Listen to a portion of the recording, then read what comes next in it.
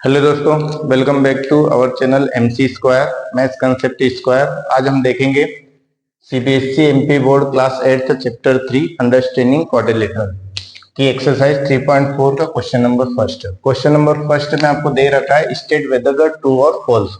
आपको true false बताना है। ट्रू फॉल्स बताने से पहले आपको इनके बारे में जानकारी होना बहुत ज्यादा जरूरी है। वैसे ये अपन पढ़ चुके हैं, इंट्रोडक्शन पार्ट में मैं इनके बारे में बता चुका हूँ, पर एक बार और बताना चाह रहा हूँ। जैसे कि स्क्वायर है, तो स्क्वायर की प्रॉपर्टीज क्या होती है? स्क्वायर की 4 साइड्स इक्वल होती है। A B equal to B C equal to C D equal to D है, चारों साइड्स इक्वल होती है। साथ में इसके चारों कॉर्नर्स के एंगल होते हैं, कितने डिग्री के होते हैं? 90 डिग्री के होते हैं।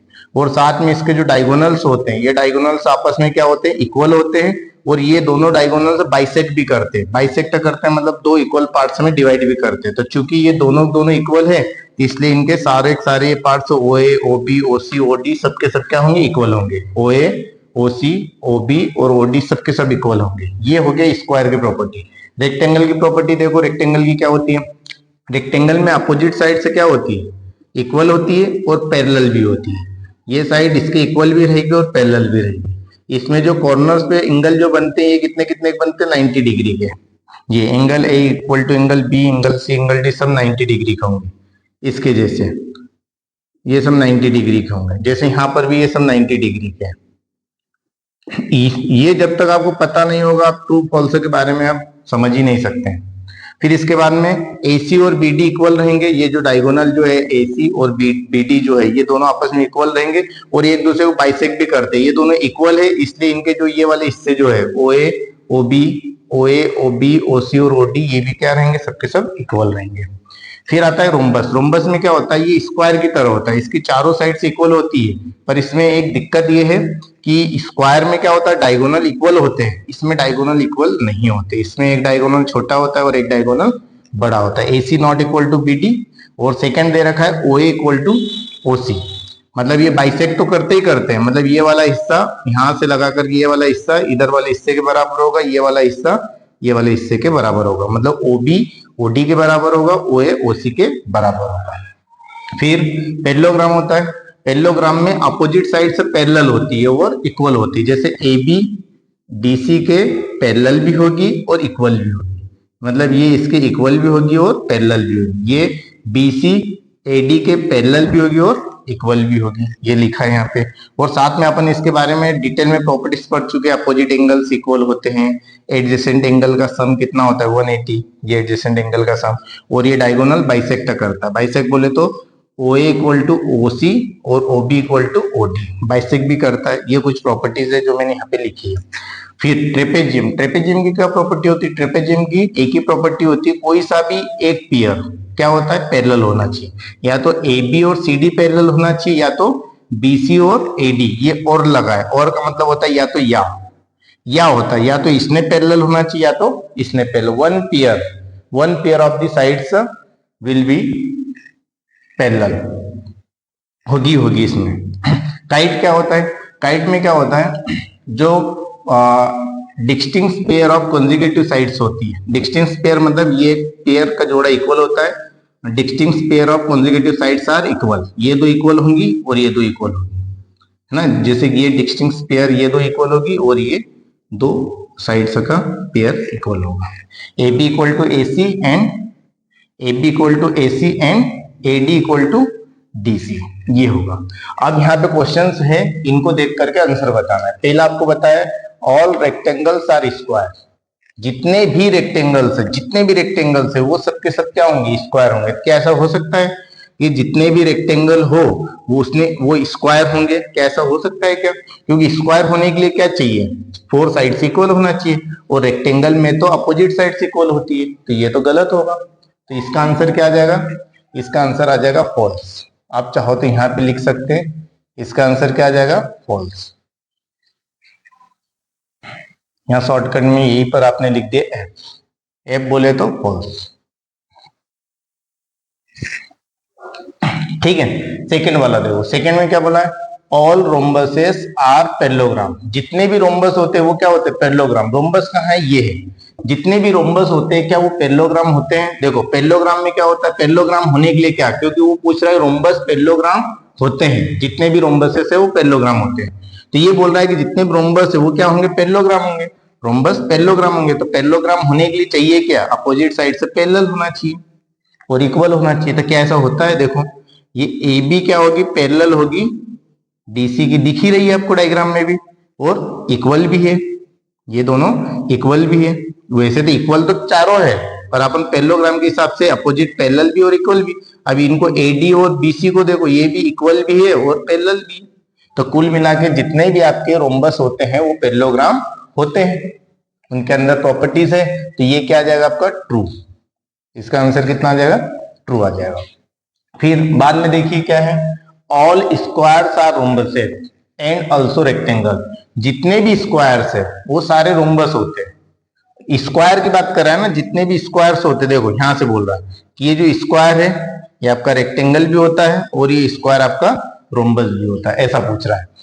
जितने भी स्क्वायर्स होते हैं, all squares are rhombuses also rectangles. देख लो, देखो रोम्बस होने के लिए क्या होगा, चारों साइड से इक्वल होती है, तो भैया स्क्वायर में चारों साइड से इक्वल होती है। तो बिल्कुल रोम्बस आपका जो स्क्वायर है वो रोम्बस हो सकता है, बिल्कुल हो सकता है, क्योंकि इसमें चार साइड से इक्वल होती है, इसमें भी चार साइड से इक्वल होती है, फोर साइड से इक्वल होती है। तो स्क्वायर आपका रोम्बस हो सकता है। क्या आपका स्क्वायर रेक्टेंगल हो सकता है क्या, रेक्टेंगल हो सकता है क्या, बिल्कुल हो सकता है। देखो रेक्टेंगल में अपोजिट साइड से इक्वल होती है, देखो इसमें अपोजिट साइड से इक्वल है, ये साइड इसके इक्वल है, देखो ये दो साइड भी आपस में इक्वल है, और पैरेलल भी, और कॉर्नर्स के एंगल भी 90 डिग्री, इसमें भी कॉर्नर्स के एंगल 90 डिग्री, देखो angle A B C D 90 degree, angle A B C D 90 degree. इसके डायगोनल भी बाइसेक्ट करते हैं और इक्वल भी होते हैं, देखो ये AC equal to B D, इधर भी AC equal to B D, और डायगोनल भी बाइसेक्ट करते हैं, ये भी सब same to same. Square, square के अंदर सारी प्रॉपर्टीज रेक्टेंगल की है, तो स्क्वायर आपका रेक्टेंगल हो सकता है। तो ये सेंटेंस भी आपका क्या हो गया, ट्रू हो गया। थर्ड वाला सेंटेंस भी आपका क्या है, ट्रू है। All squares are rhombus and also rectangles. D वाला देखो क्या बोला है डी में, all squares are not parallelogram. जितने भी स्क्वायर्स होते हैं वो पैरेललोग्राम नहीं होते, मतलब ये जो स्क्वायर है ये वाला, ये आपका स्क्वायर पैरेललोग्राम नहीं है, ये बोल रहा है। जबकि होता है, क्योंकि पैरेललोग्राम में अपोजिट साइड से क्या होती है, इक्वल होती है और पैरेलल भी होती है। ये साइड से इक्वल भी होती है और पैरेलल भी, इसमें देखो ना अपोजिट साइड से इक्वल भी है और पैरेलल भी है, ये दो साइड से भी इक्वल भी और पैरेलल भी है। तो आपका स्क्वायर तो एक प्रकार का पैरेललोग्राम भी होता है। स्क्वायर रेक्टेंगल भी होता है, स्क्वायर आपका रोम्बस भी होता है, और जो आपका स्क्वायर है वो आपका पैरेललोग्राम भी हो सकता है ना। तो ये यहाँ पर नहीं बोल रहा है कि नहीं होता है, ये क्या बोला, all squares are not parallelogram, वो बोला नहीं होता है, जबकि होता है। तो इसलिए ये सेंटेंस क्या हो जाएगा, फॉल्स हो जाएगा। ये ट्रू कब होता है, जब यहाँ पे नॉट नहीं होता, तो ये सेंटेंस ट्रू हो जाता है कि ऑल स्क्वायर्स आर पैरेललोग्राम। तो सही है भैया, जितने भी स्क्वायर्स है वो पैरेललोग्राम होते हैं, पर इसने यहाँ पे नॉट लगा दिया, नहीं होते, जबकि होते हैं, होते हैं, इसलिए सेंटेंस क्या हो गया, फॉल्स हो गया। All squares are not parallelogram, तो ये सेंटेंस हो गया फॉल्स। आइए आगे देखिए, आगे लिखा है ऑल काइट्स आर रोम्बसेस। जितने भी काइट्स होते हैं वो रोम्बस होते हैं। अब रोम्बस ये बोल रहा है कि जो काइट है ये क्या होना चाहिए, रोम्बस होना चाहिए। जितने भी काइट्स है वो रोम्बस होते हैं, वो ऐसा बोल रहा है, जितने भी काइट्स है वो रोम्बस होते हैं। कहां से होते हैं, देखो रोम्बस को होने के लिए चारों साइड से क्या होना चाहिए, इक्वल, जबकि इसमें क्या चारों साइड से काइट में इक्वल होती है, नहीं होती है। तो काइट कभी भी रोम्बस आपका नहीं हो सकता है, नहीं हो सकता। आप रीजन लिखना चाहो तो रीजन भी बाकायदा लिख सकते हैं कि ये रोम्बस है four equal sides, but kite has not a four equal sides, it has two pair of consecutive distinct pair of consecutive sides are equal, ये लिख सकते हैं काइट में। पर काइट में फोर साइड्स इक्वल नहीं होती, इसलिए काइट कभी भी रोम्बस नहीं हो सकता। ये सेंटेंस में आपका क्या आ जाएगा, फॉल्स। ये वाला भी क्या आएगा, फॉल्स। फिर आगे उल्टा बोला है, ऑल रोम्बसेस आर काइट। जितने भी रोम्बस है वो क्या काइट है, ये जो रोम्बस है ये आपका क्या काइट हो सकता है, बिल्कुल हो सकता है। क्योंकि काइट होने के लिए क्या होना चाहिए, two distinct pair consecutive pair से क्या होना चाहिए, इक्वल होना चाहिए। देखो ये इसके इक्वल हो गई और ये भी इसके इक्वल हो गई, ये नीचे की दो इक्वल है, इसमें भी नीचे की दो इक्वल है, तो रोम्बस आपका काइट हो सकता है। तो ये सेंटेंस क्या हो गया, आपका ट्रू हो गया। ये सेंटेंस आपका क्या है, ट्रू है। फिर जी वाला देखो, ऑल पेल्लोग्राम्स आर ट्रेपेजियम, जितने भी पेल्लोग्राम होते हैं वो ट्रेपेजियम होते हैं। ये पेल्लोग्राम जो होता है वो क्या होता है, पैरेललोग्राम, ये क्या होता है, ट्रेपेजियम होता है। तो इसके बारे में देखो, ऑल पेल्लोग्राम्स आर ट्रेपेजियम। तो ट्रेपेजियम होने के लिए पैरेलल साइड से होना चाहिए, तो वो तो होती है पैरेललोग्राम में। ट्रेपेजियम क्या कहती है, या तो ये दो साइड पैरेलल हो या तो ये दो साइड पैरेलल हो। ये दो तो पैरेलल नहीं है पर ये दो पैरेलल है, तो वैसे एक पेयर होना चाहिए कोई सी भी पैरेलल, तो ये है पैरेललोग्राम में तो होती है, नाम ही है उसका, नाम है पैरेललोग्राम, तो इसलिए पैरेलल तो होगी। तो आपका जो पैरेललोग्राम है वो ट्रेपेजियम होता है, तो ये सेंटेंस भी आपका होगा true. All parallelograms are trapezium. फिर आगे क्या बोला, ऑल स्क्वायर्स आर ट्रेपेजियम, जितने भी स्क्वायर्स होते हैं वो ट्रेपेजियम होते हैं। देख लो, ये जो स्क्वायर जो है वो ट्रेपेजियम है क्या, बिल्कुल है।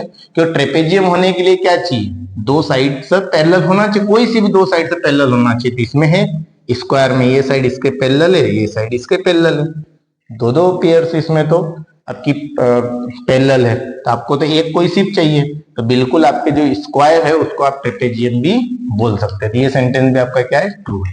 यहाँ पे आपका क्वेश्चन नंबर होता है फर्स्ट कंप्लीट, इसको नोट कर लीजिए। बढ़ते क्वेश्चन नंबर सेकंड की ओर, चलिए देखते हैं नेक्स्ट क्वेश्चन। नेक्स्ट क्वेश्चन क्या है, question number 2, identify all the quadrilateral, मतलब आइडेंटिफाई करना है, मतलब पहचान करना है ऑल द क्वाड्रिलेटरल्स, ये जो दो दे रखे question, that have four sides of equal length. मेरे को बताओ, अभी यहाँ पे सब मैंने प्रीवियस क्वेश्चन में लिखा था, उसमें आपको पता है four sides of equal length किसमें किसमें होती है, किसमें होती है, एक तो स्क्वायर में होती है, मतलब कुल मिला के मैं आंसर लिख रहा हूं। इसका पहले का जो आंसर है एक आंसर क्या आ जाएगा आपका, एक तो क्या होता है स्क्वायर होता है जिसमें फोर साइड से क्या होती है, इक्वल होती है स्क्वायर। और सेकंड क्या होता है, सेकंड आपका रोम्बस होता है, रोम्बस होता है जिसमें फोर साइड्स इक्वल होती है। तो वही होता है, पहचान करना है कि four sides of equal length जिसमें होती है उस क्वाड्रिलेटरल की पहचान करो। तो फोर साइड्स इक्वल किसमें होती है, स्क्वायर में होती है और रोम्बस में होती है। फिर इसका आंसर बी का, यहाँ पे लिखेंगे आंसर बी का आंसर क्या आएगा, फोर राइट एंगल्स। अब फोर राइट एंगल्स किसमें अपन ने देखे थे, फोर राइट एंगल्स एक तो स्क्वायर में देखे थे, इस टाइप से बनाया था, यहाँ पे फोर राइट एंगल्स होते हैं। और एक मैंने रेक्टेंगल में भी आपको बताया था, रेक्टेंगल में कॉर्नर्स पे क्या होते हैं, 90 डिग्री होते हैं। राइट एंगल का मतलब होता है 90 डिग्री, है ना। तो इसमें एक क्या आ जाएगा, एक स्क्वायर आ जाएगा और एक कितना आ जाएगा, एक क्या आ जाएगा आपका रेक्टेंगल आ जाएगा।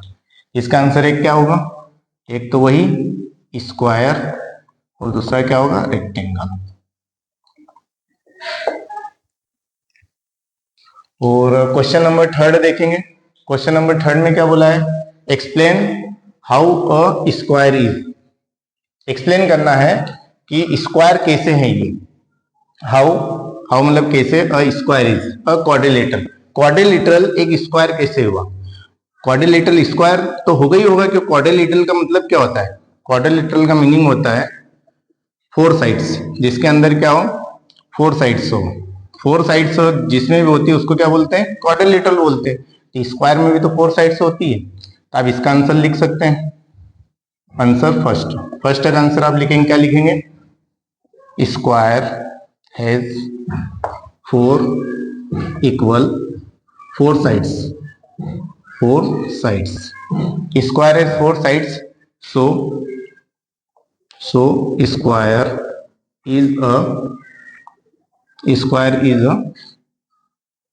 क्वाड्रिलेटरल, स्क्वायर क्वाड्रिलेटरल होगा क्योंकि क्वाड्रिलेटरल में फोर साइड्स होती है, स्क्वायर में फोर साइड्स होती है। आंसर सेकंड का, सेकंड का आंसर देखो, सेकंड ने क्या बोला, स्क्वायर ही इज अ पेल्लोग्राम, मतलब जो आपका स्क्वायर होता है वो क्या होता है, पेल्लोग्राम। ये स्क्वायर है आपका, ये क्या है, स्क्वायर है। पेल्लोग्राम आपने देखा है, पेल्लोग्राम इस टाइप से होता है, पेल्लोग्राम में भी अपोजिट साइड से पैरेलल होती है, स्क्वायर में भी होती है। ये दो साइड से पैरेलल होती है, इसमें भी ये दो साइड से पैरेलल होती है, मतलब स्क्वायर के अंदर सारी प्रॉपर्टीज इसकी है, पैरेललोग्राम की, पैरेललोग्राम की सारी प्रॉपर्टीज होती है। तो आप यहाँ पे क्या लिखोगे, square has opposite opposite sides parallel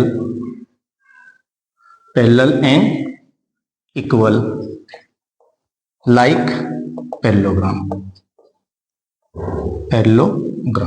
parallelogram की तरह स्क्वायर के अंदर भी अपोजिट साइड से क्या होती है, पैरेलल होती है और इक्वल भी होती है। ये दो साइड भी पैरेलल भी होती है और इक्वल भी होती है। तो इस टाइप से ही आपका क्वेश्चन सेकंड का आंसर होता है। क्वेश्चन थर्ड देखिए, थर्ड का आंसर। थर्ड क्या है, थर्ड ने बोला है कि square is a rhombus. Square is a rhombus. Square rhombus कैसे होता है, रोम्बस में क्या होता है, 4 इक्वल साइड्स होती है। रोम्बस इस टाइप का आपने होता है, आप देखा था अभी प्रीवियस क्वेश्चन में। रोम्बस आपने देखा था, इस टाइप से रोम्बस होता है और रोम्बस में भी 4 साइड से क्या होती है, इक्वल होती है। इसमें भी होती है, स्क्वायर में 4 साइड से क्या होती है, इक्वल होती है। तो आप यहाँ पे लिख सकते हैं square has 4 equal sides like rhombus. Rhombus की तरह इसमें भी 4 साइड से इक्वल होती है, इसलिए आपका स्क्वायर क्या होता है, रोम्बस होता है। ये सब रीजन लिख रहे हैं अपन। फिर आंसर आपका कौन सा आएगा, फोर्थ, लास्ट वाला क्या है, स्क्वायर इज अ रेक्टेंगल। अब रेक्टेंगल तो होता ही होता है, स्क्वायर क्यों होता है, रेक्टेंगल में अपोजिट साइड्स इक्वल होती है, इसमें भी ये दो साइड्स इक्वल होती है, इसमें ये दो साइड्स इक्वल होती है, इसमें भी ये दो साइड्स इक्वल होती है। ये एंगल्स 90 डिग्री के होते हैं, इसमें भी एंगल्स 90 डिग्री के होते हैं। ये रेक्टेंगल एक बाइसेक्ट करता है और डायगोनल्स इक्वल होते हैं, ये भी एक दूसरे को बाइसेक्ट करते हैं और डायगोनल्स इक्वल होते हैं। सारी प्रॉपर्टीज है स्क्वायर के अंदर रेक्टेंगल की, सारी प्रॉपर्टीज। तो आप क्या लिखोगे, square has opposite sides equal and each angle at vertex या vertices, each angle at vertices of 90 degree या राइट एंगल। तो इसलिए आपका जो आपका स्क्वायर होता है वो रेक्टेंगल भी होता है। तो ये सब आपने रीजन दिया। अब जो भी नेक्स्ट क्वेश्चन है उसको कवर करते हैं, इसको नोट कर लीजिए।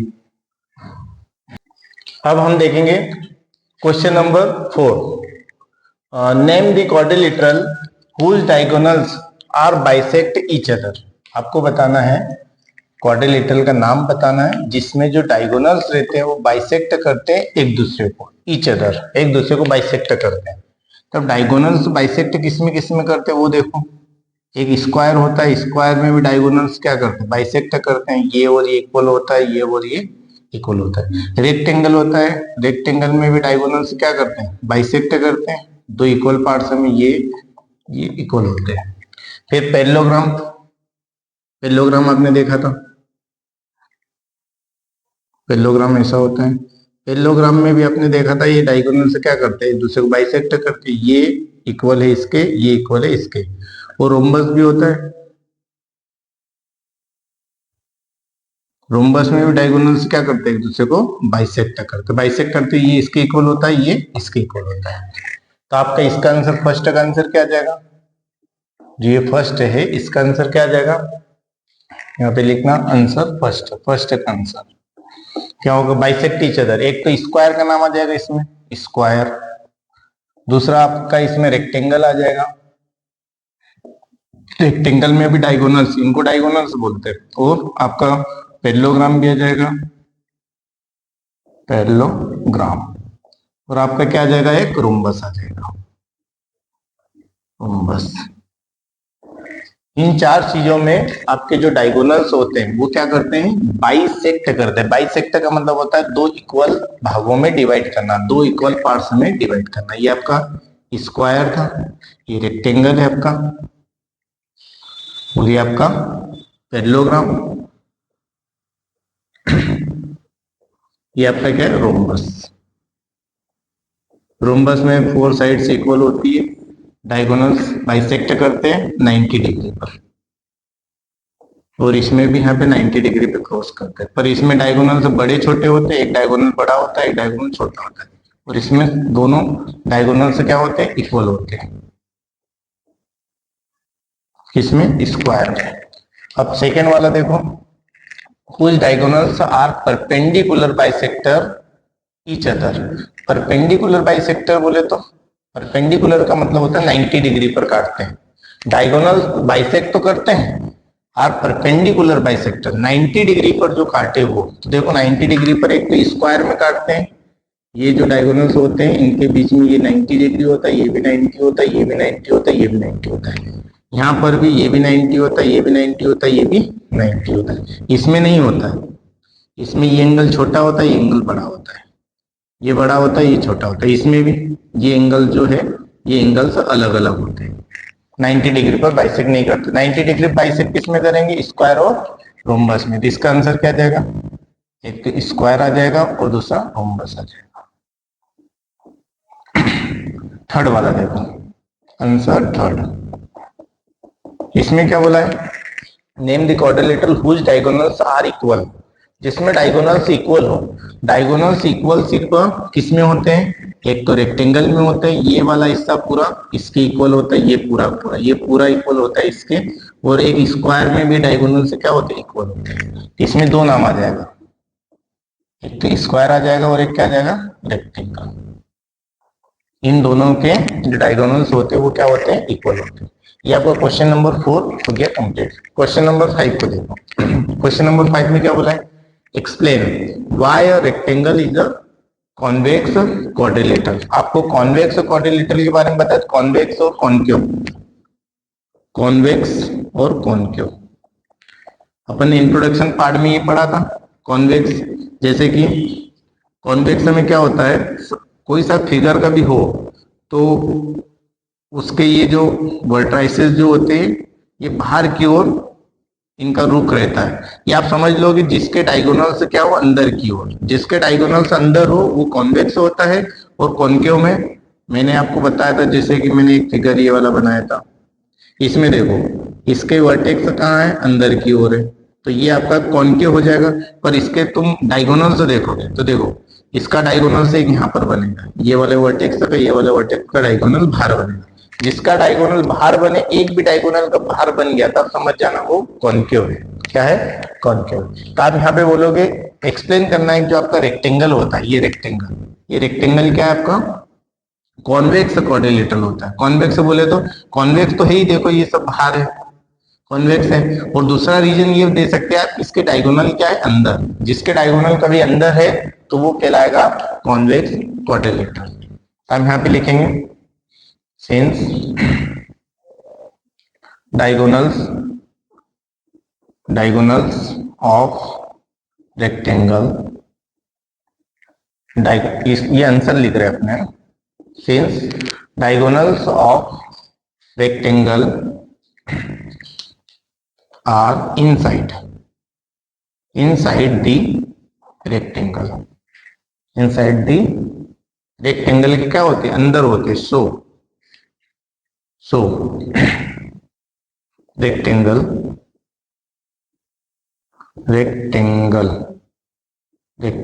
इज अ कॉन्वेक्स क्वाड्रिलेटरल, ये इसका आंसर हो गया।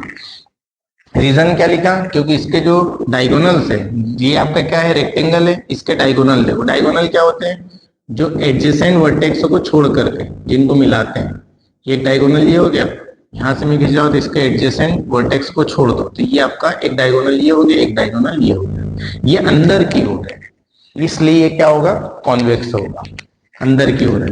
और ये जो मैंने दूसरा डायग्राम जो बनाया था इसमें ये कॉन्केव क्यों हुआ, क्योंकि इसके डायगोनल को देखो, इसका डायगोनल एक तो ये होगा, एक डायगोनल ये हुआ, एक इसका डायगोनल कब देखा जाए तो एक डायगोनल ये बनेगा, इसका एक डायगोनल ये बनेगा, एक डायगोनल ये बनेगा और एक डायगोनल ये बनेगा। तो ये एक भी डायगोनल का बाहर की ओर बन गया तब समझ लो वो क्या है, कॉन्केव है। ये इसका रीजन है। अब क्वेश्चन नंबर 6 के ऊपर, लास्ट क्वेश्चन है इस एक्सरसाइज का 3.4 का। ABC is a right angle triangle, ये बना है ABC is a right angle triangle, मतलब ये क्या है, 90 degree. And O is the mid point of the side opposite to the right angle. ये जो राइट एंगल है ना, इसके अपोजिट साइड पर एक पॉइंट है ओ, वो क्या है, मिड पॉइंट है, mid point of the side. इस साइड का वो क्या है, मिड पॉइंट है, मतलब ये वाला हिस्सा इसके इक्वल है, ये ओ वाला पॉइंट ये है। आपको बताना है explain why O is the equidistance from A B C. जो ओ है वो इक्वी डिस्टेंस का मतलब होता है इक्वल है, इक्वल डिस्टेंस पर है, किससे, ए बी सी से। ये जो है ये यहां से भी इक्वल डिस्टेंस पर है, यहां से भी इक्वल डिस्टेंस पर है, यहां से भी इक्वल डिस्टेंस पर है। इस क्वेश्चन को सॉल्व करने के लिए आपको थोड़ा सा लिखना पड़ेगा कि एक लाइन आप पैरेलल ड्रॉ करो पहले, किसके पैरेलल, इस बीसी के पैरेलल एक लाइन ड्रॉ करो, ये बीसी के पैरेलल भी और बीसी के इक्वल भी। ये मैंने एक लाइन ड्रॉ करी, और इस ए बी के भी पैरेलल मैंने इधर ए बी के अपोजिट साइड एक दूसरी लाइन मैंने ड्रॉ करी, इस टाइप से ड्रॉ करी कि ये जो आपका ए बी सी, इसको डी बोला है ना, तो ये इसके इक्वल है और पैरेलल भी है, और ये इसके इक्वल भी है और पैरेलल। इस टाइप से मैंने एक लाइन ड्रॉ करी। यहाँ पे आप लिख सकते हैं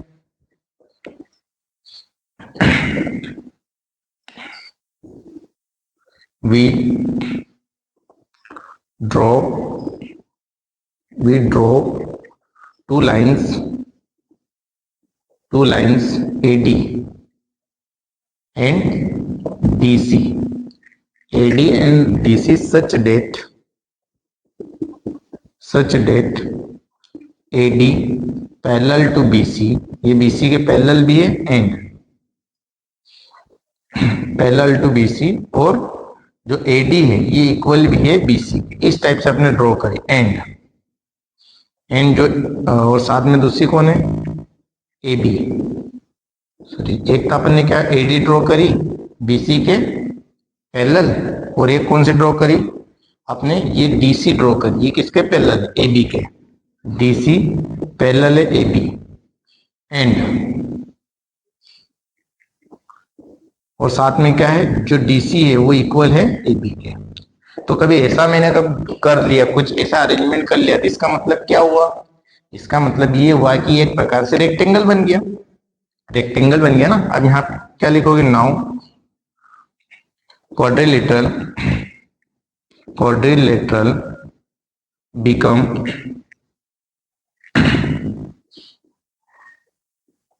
now quadrilateral ABCD, quadrilateral ABCD, now quadrilateral ABCD is become a rectangle,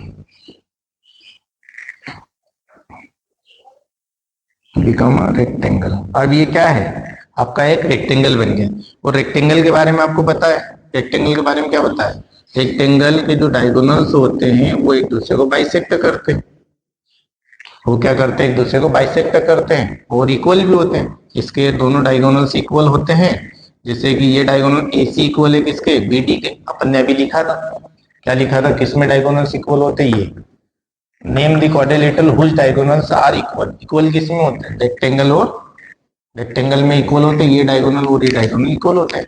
अब इसको मैंने कभी इसको आगे मिला दिया इससे, तो ये आपका क्या बन गया, आपका ये बन गया है डायगोनल बन गया BD और एक AC, अब ये दोनों इक्वल हो जाएंगे, है ना। एंड इधर देखो,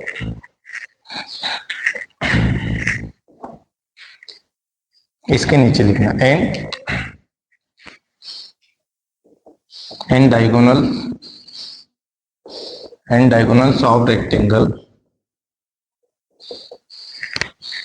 आर इक्वल। इसके डायगोनल से क्या होंगे, इक्वल होंगे, डायगोनल से क्या होंगे, इक्वल होंगे।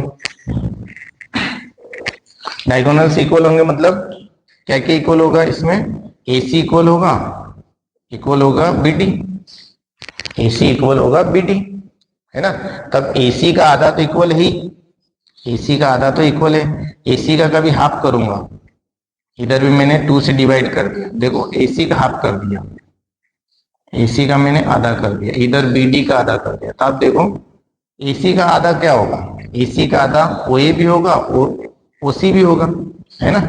इसका आधा जो होगा वो OA भी होगा और OC भी होगा। वो साथ में BD का आधा क्या होगा, एक OB होगा और एक क्या होगा, OD होगा ना। बीच में ये इक्वल साइन है, ये वाला इक्वल साइन ये। अब AC का आधा करूंगा तो ये क्या होगा, OA, और आधा क्या होगा, OC होगा। तो ये आपस में इक्वल होंगे। ये तो दे रखा है आपको, बोला है ना, क्योंकि O क्या है, मिड पॉइंट है, मिड पॉइंट है। O क्या है, मिड पॉइंट है, एक इसका और इसका मिड पॉइंट है ना। तो ये दो इक्वल है, साथ में ये जो डायगोनल है वो भी इक्वल है। तो BD का आधा एक क्या होगा, OB, और एक क्या होगा, OD, ये भी इक्वल होंगे। कहने का मतलब क्या हुआ, कहने का मतलब ये हुआ कि ये जो पॉइंट O है ये B से भी इक्वल डिस्टेंस पर है, O से भी इक्वल डिस्टेंस पे है, C से भी इक्वल डिस्टेंस पर है और D से भी इक्वल डिस्टेंस पर है। तो यहाँ पे लिख सकते हैं, we can say that point O is equidistant